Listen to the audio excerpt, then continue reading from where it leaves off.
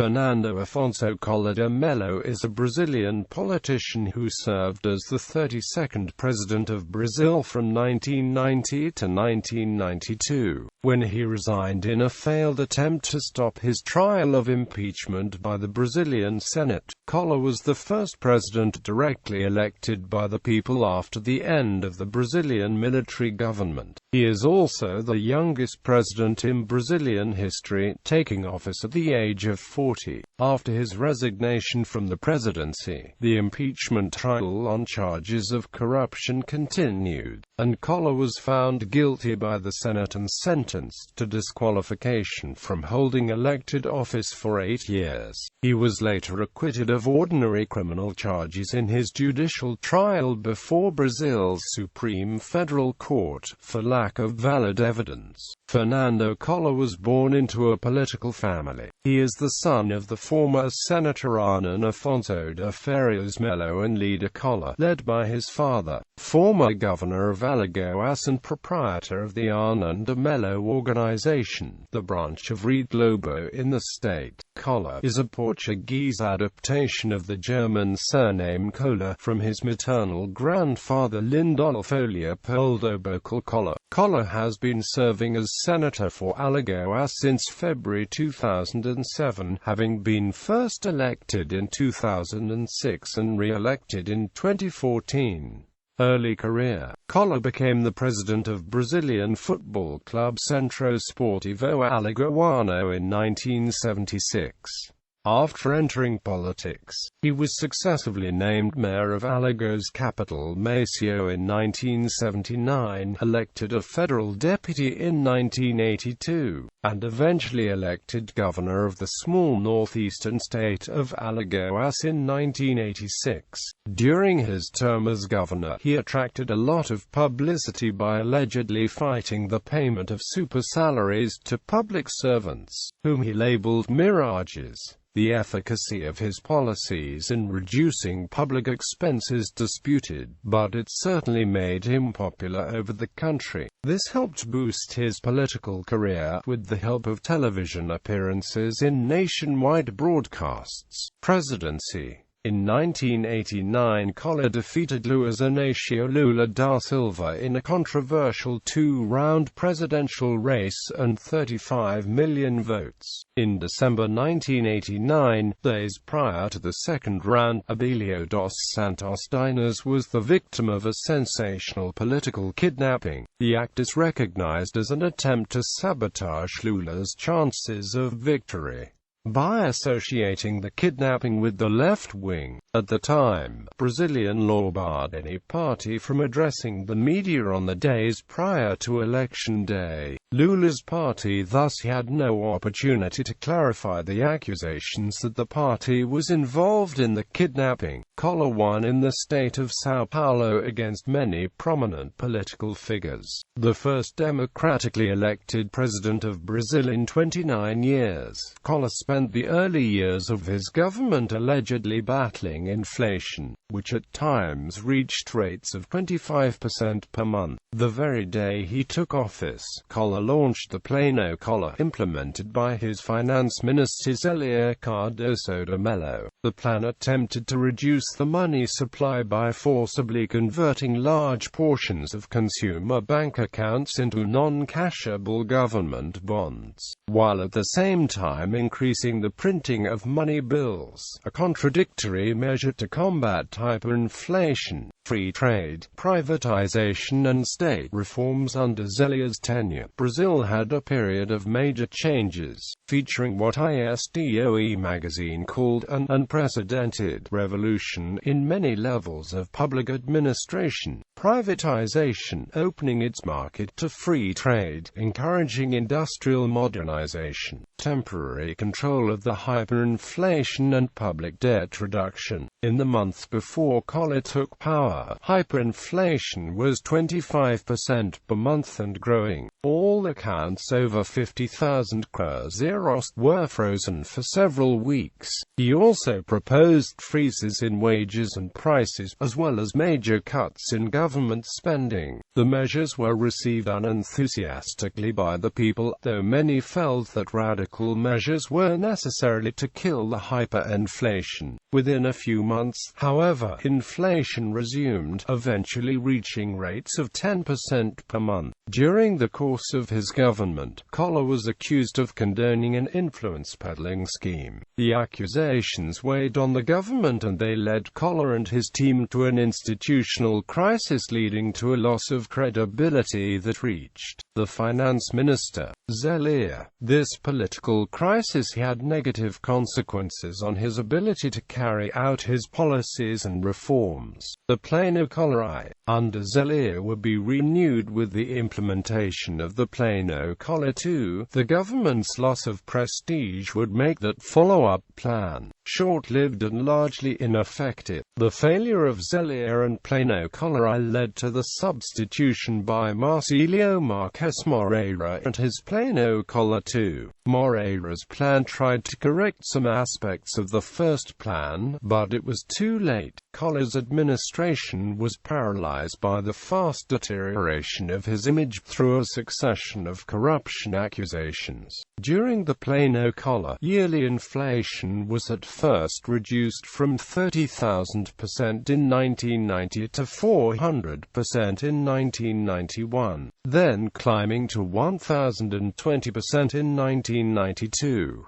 Inflation continued to rise to 2,294% in 1994. Although Zelaya acknowledged later that the Plano-Collor didn't end inflation, she also stated, "It is also possible to see with clarity that, under very difficult conditions, we promoted a balancing of the national debt, and that, together with the commercial opening, it created the basis for the implementation of the Plano Real." Part of Collor's more conservative program was followed by his successors, Itamar Franco, Fernando Henrique Cardoso and Lula da Silva. Collor's administration privatized 15 different companies: Antonio Candia, Pratinida Moraes and Celso Leifa, Reinhold Stephens, Arminio Fraga, Pedro Parente, Luiz Carlos Bressa Pereira, a minister in the previous SANI and the following Fernando Henrique Cardoso administrations, stated that Collor changed the political agenda in the country because implemented brave and very necessary reforms, and he pursued fiscal adjustments. Although other attempts had been made since 1987, it was during Collor's administration that old statist ideas were confronted and combated by a brave agenda of economic reforms geared towards free trade and privatization. Quote, according to Philippe Fortier, professor of political science at McGill University, the combination of the political crisis and the hyperinflation continued to decrease Collor's credibility, and in that political vacuum an impeachment process took place, precipitated by Pedro Collor's accusations and other social and political sectors which thought would be harmed by his policies. Awards. In 1991, UNICEF chose 3 health programs: community agents, lay midwives and our eradication of measles as the best in the world. These programs were promoted during Collor's administration. Until 1989, the Brazilian vaccination record was considered the worst in South America. During Collor's administration, Brazil's vaccination program won a United Nations prize as the best in South America. Collor's Project Minagente won the UN Award Project Model for the Humanity in 1993. corruption charges and impeachment. In May 1992, Fernando Collor was accused by his brother, Pedro Collor, of condoning an influence peddling scheme run by his campaign treasurer, Paulo Ceuta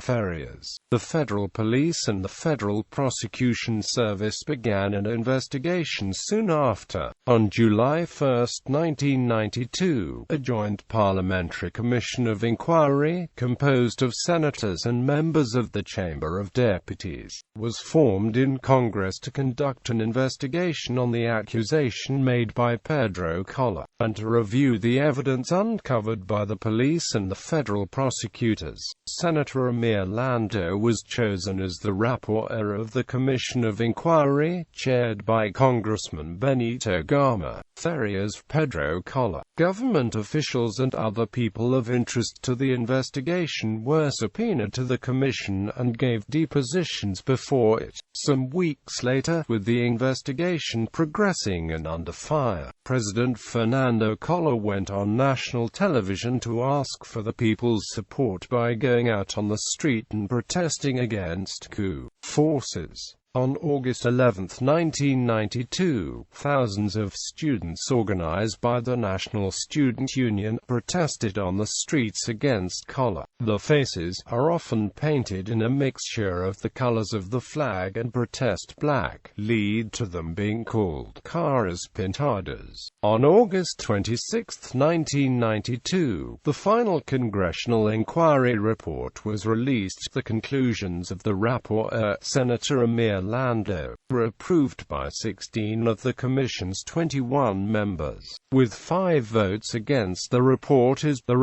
concluded that there was proof that Fernando Collor had personal expenses paid for by money raised by Paulo Ceuta Farias through his influence peddling scheme. As a result of this report, a petition was presented to the Chamber of Deputies by citizens Barbosa Lima Sobrinho and Marcelo Lavana Machado, respectively, the then president of the Brazilian Press Association and the then president of the Brazilian Bar Association, formally accusing President Collor of having committed crimes of responsibility warranting removal from office per the constitutional and legal norms regulating impeachment proceedings. In Brazil, the formal petition asking for the impeachment of the president needs to be submitted by citizens, not by corporations or public institutions. On that formal petition, submitted on September 1, 1992, impeachment proceedings were initiated in the Chamber of Deputies, the lower house of Congress. A special committee of the Chamber of Deputies was constituted on September 3, 1992 to study the impeachment petition. On September 24, 1992, the committee voted to approve a report accepting the impeachment petition and recommending that the full Chamber of Deputies should accept the charges of impeachment. Under the Constitution of Brazil, the impeachment process would only proceed if 2/3 of the Chamber of Deputies voted to allow the charges of impeachment to be presented to the Senate. On September 29, 1992, Collor was impeached by the Chamber of Deputies, with more than 2/3 of its members concurring. In the decisive roll call vote, 441 deputies voted for and 38 deputies voted against the admission of the charges of impeachment. In the morning of September 30, 1992, the accusation against the president was formally passed from the Chamber of Deputies to the Senate, and the proceedings for the trial of impeachment were initiated in the upper house of Congress. Later on the same day, a committee of the Senate was formed to examine the case file and decide on how to proceed. This committee's remit was only to examine if all legal formalities had been followed, and not to examine the merits of the case. Still on the same date, the committee issued its report, recognizing that the charges of impeachment had been presented in accordance with the Constitution and the laws, and proposing therefore that the Senate should organize itself into a court of impeachment and conduct the trial of the president. In the morning of October 1, 1992, this report was presented on the floor of the Senate, and the full Senate voted to accept it and to proceed accordingly. On the same day, the then President of the Federal Supreme Court, Justice Sidney Sanchez, was notified of the opening of the trial process in the Senate, and, in accordance with the Constitution, he began to preside over the acts of the process.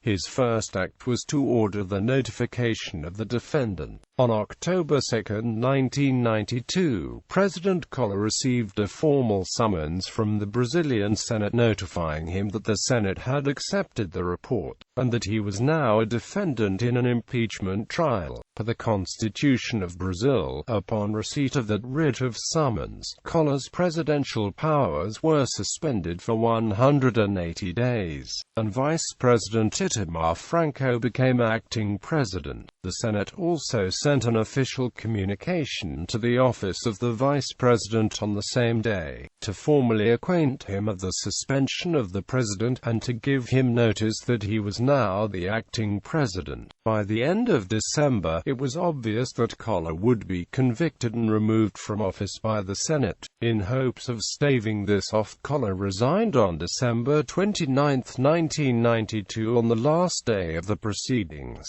Collor's resignation letter was read by his attorney in the floor of the Senate, and the impeachment trial was adjourned so that the Congress could meet in joint session, first to take formal notice of the resignation and proclaim the office of president vacant, and then to swear in Franco as president in his own right. However, later on the same day, after Collor's resignation took effect and Franco was sworn in, the Senate resumed its sitting as a court of impeachment with the President of the Supreme Court as the Senate's presiding officer. Collor's attorneys argued that with Collor's resignation, the impeachment trial could not proceed and should have been closed without a ruling on the merits. The attorneys arguing for Collor's removal, however, argued that the trial should continue, with a view to determining whether or not the defendant should face the constitutional penalty of suspension of political rights for 8 years.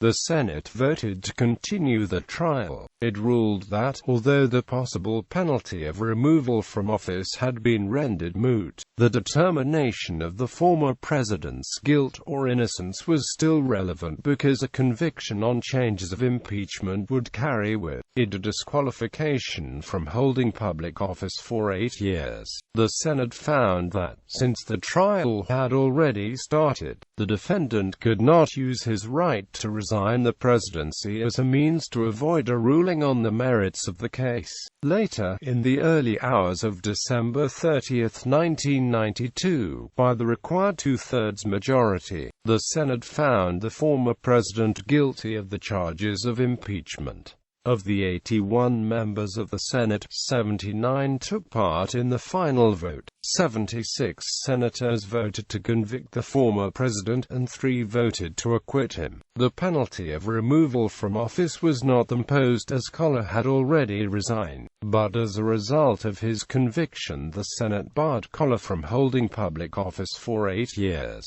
After the decisive vote, the Senate concluded its actions as a court of impeachment by issuing a formal written court opinion summarizing the conclusions and orders resulting from the judgment. As required by Brazilian law, the Senate's formal written sentence on the impeachment trial, containing its ruling on the conviction of the former president and on the imposition of the penalty of disqualification from holding public office for 8 years, signed by the President of the Supreme Court and by the Senators on December 30, 1992, was published in the Diário Oficial da Unia Mayo on December 31, 1992. In 1993, Collor challenged before the Brazilian Supreme Court the Senate's decision to continue the trial after his resignation, but the Supreme Court ruled the Senate's action valid. In 1994, the Supreme Court of Brazil tried the ordinary criminal charges stemming from the Farias corruption affair. The ordinary criminal accusation was presented by the Brazilian Federal Prosecution Service. The Supreme Court had original jurisdiction under the Brazilian Constitution because Collor was one of the defendants and the charges mentioned crimes committed by a president while in office.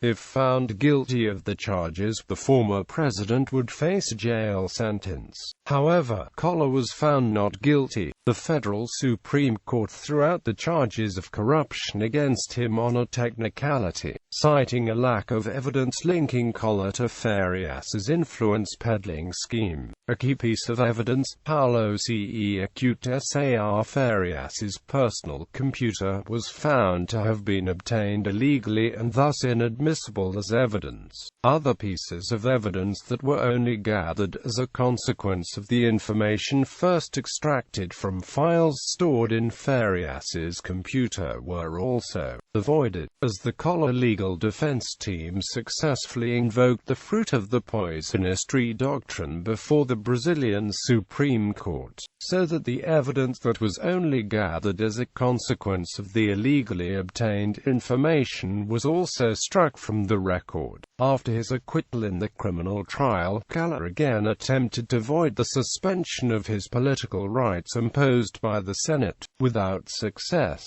as the Supreme Court ruled that the judicial trial of the ordinary criminal charges and the political trial of the charges of impeachment were independent spheres. Collor thus only regained his political rights in 2000, after the expiration of the 8-year disqualification imposed by the Brazilian Senate. Collor's version of the impeachment for several years after his removal from office. Collor maintained a website which has since been taken offline. In discussing the events surrounding the corruption charges, the former website stated, "After 2.5 years of the most intense investigation in Brazilian history, the Supreme Court of Brazil declared him innocent of all charges. Today he is the only politician in Brazil to have an officially clear record validated by an investigation by all interests and sectors of the opposition government." Furthermore, President Fernando Collor signed the initial document authorizing the investigation. Post-presidency.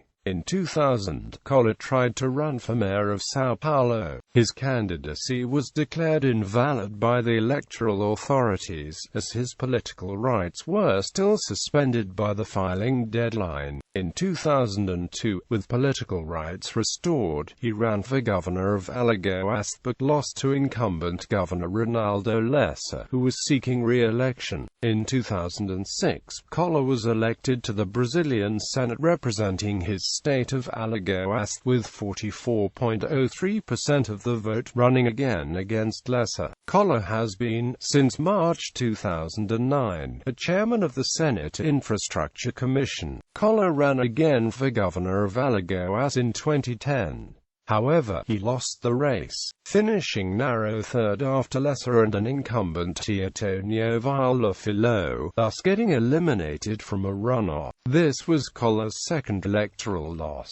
In 2014, Collor was re-elected to the Senate with 55% of the vote. On August 20, 2015, Collor was charged by the Prosecutor General of Brazil for corruption, as a development of the Lava Jato operation. Details of the charge have been kept under wraps so as not to jeopardize the investigation. Honor. Foreign Honor Malaysia, honorary recipient of the Order of the Crown of the Realm.